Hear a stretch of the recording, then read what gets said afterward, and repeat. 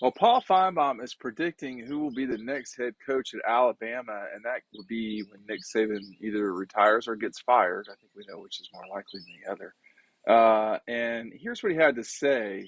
And he was talking, I think, on the SEC network, if I'm not mistaken. He said, "That's the most difficult question I could possibly ask. If it happens in the next 2 or 3 years, I would keep my eye on Mario Cristobal, Billy Napier, and Dave Aranda." Now, Cristobal is the head coach at Miami, who just came from Oregon. Billy Napier, obviously, the coach at Florida, who's not coached in the league yet. And then Dave Aranda is the head coach at Baylor and has done a really good job keeping it going over at Baylor. Baylor has done a good job in their athletic department of continuing to win in a big way. That's some real issues about a decade ago. Um, he's and Nick goes, or excuse me, Paul goes on to say, if it happened right now, Bill O'Brien would be the most serious candidate, and he's the offensive coordinator at Alabama right now. And Paul goes on to say he's got head coaching experience. Bill O'Brien, of course, was the head coach at Penn State after the disaster that was left by Joe Paterno there. And then he went on to be the head coach of the Houston Texans. I don't think that went super great either. Paul goes on to say, I was in Alabama the other night talking to some Alabama people, and the conversation came up about Saban's future, and it was interesting. I'm giving you an anecdotal conversation. Yeah, they still love Kirby over there. They respect him more than any other coach other than Nick, and that includes Dabo Swinney. Somebody brought up, a bunch of us were sitting there late, and Dabo's name came up. There were all these Alabama people. I looked around the table, and there were about 10 of them prominent Alabama boosters. I didn't see one who felt good about Dabo Swinney taking over for Nick Saban. 4 years ago, I would have told you it would have been the overwhelming pick to be the Alabama coach. He's not anymore. What's happened, I don't know. A lot of things have happened, but the answer was there really isn't an answer right now, and timing is critical. Uh, I don't know why. I don't know why Paul jabs Dabo whenever he can. I'll tell you this much. Um, in 2013 and 14, I felt like Dabo would be the next head coach at Alabama. He's gone on to win 2 national championships in that time. He seems very comfortable at Clemson. I'm not sure if what Paul is getting at is the comfortable part is not good. But anyhow, I don't see him in Alabama. I think, frankly, he'd get eaten up at Alabama. You've got to have the right coach and the right uh, mindset, which leads back to Kirby, of course. My skepticism with Kirby going to Alabama is that he's the head coach where he wants to be the head coach. And he's set everything up and won a national championship at Georgia. That's the part that is hard for people to wrap their heads around, is the success that Kirby's had at Georgia. Obviously, you can see the reaction he had to beating Alabama on the big stage. Doesn't mean it can't happen. I think if people think that he wouldn't go over there just offhand, they're dismissing things too quickly. I think it's certainly possible. You pick up DAWGSTRUCTION today, which a lot of people have been doing, 80 pages celebrating Georgia's national championship in 2021. You're going to get the 2022 season preview for free. Make sure you're taking advantage of this. I'm not printing more magazines.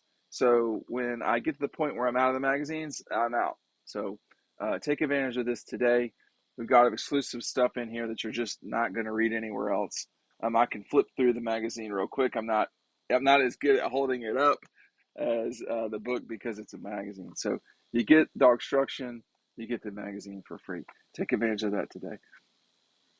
Dave Aranda from Baylor makes a lot of sense at Alabama, but the future at Alabama, it's hard to really, with a straight face, say the future is going to be better than the past because the past was so good. I mean, it was a record-breaking past. This is as good a program as college football has ever seen. It's as good a football program as college football has ever seen. That's just all there is to it. And 3 times, Georgia, in that period of time, has played Alabama on the biggest stage. Yeah, I'm including the 2012 SEC championship game in that. two of those three games came down to the wire with Alabama winning, and one was kind of a lopsided affair towards the Dogs. So um, the uh, the question coming forward is, yes, what will happen to Alabama, but what will happen to really everybody in this new world? I mean, if Texas gets it going, which we'll see, if Oklahoma transitions over into the new league, we'll see. The other thing people are kind of forgetting about the leagues, um, typically in the recent past, teams that have moved conferences have had limited success after they've moved. I mean, you look at Nebraska, Miami, Virginia Tech, Utah. It took a little bit of time. Obviously, Missouri, Texas A&M. They neither have won the conference. So, and Miami has not won the ACC since moving over to the ACC. That's pretty frightening. So Colorado, there's a new world for these teams that are coming into the league, or coming into any league. USC is not just going to start winning the Big Ten. I mean, they're not. Their path was pretty easy for a long time, and them and Clemson. Clemson took advantage of their path this last decade. USC took advantage of theirs in the 2000s. So when they both get to a more settled situation, it will be tougher. It'll be tougher for everybody. So, what Paul is getting at is that things will change. Things will change in the SEC. Uh, things will change in college football. There will be a new world when Alabama does not have the best head coach in college football history calling the shots. Um, then we'll see what the land grab will be like, not just in this league, but around the country. It will give Georgia a massive opening. It will give Ohio State a real chance to do what Alabama has done. Um, it will change the landscape of the SEC in a way that has not been changed since Steve Spurrier left Florida. Um, and the Gators, won two national championships since Steve has left. But let's be honest, they've been more down than they've been up in the last 20 years. I mean, it's been tough for Florida. Um, and I don't, it's always interesting talking to younger people that don't remember an Alabama that was mediocre to bad. Well, I remember that time. It was called the 90s, and it was definitely called the 2000s. And Alabama went about 15 years from from the departure of Gene Stallings to the arrival of Nick Saban, searching, trying to get their guy. And they had coaches leave, Dennis Franchione. They had, they it was not good. It was a bad scene for a while, and Alabama had some good teams in that time. But I think what you're trying to do, if you're any of these schools, and this is what Clemson's gotten right, what you're trying to do is you're trying to pair the right coach for your school with your school, and making sure that that coach understands all the landmines that are in your institution and in your league. That's where Kirby has been successful at Georgia, because he understands those things. That's why Mark Richt was successful for such a long time.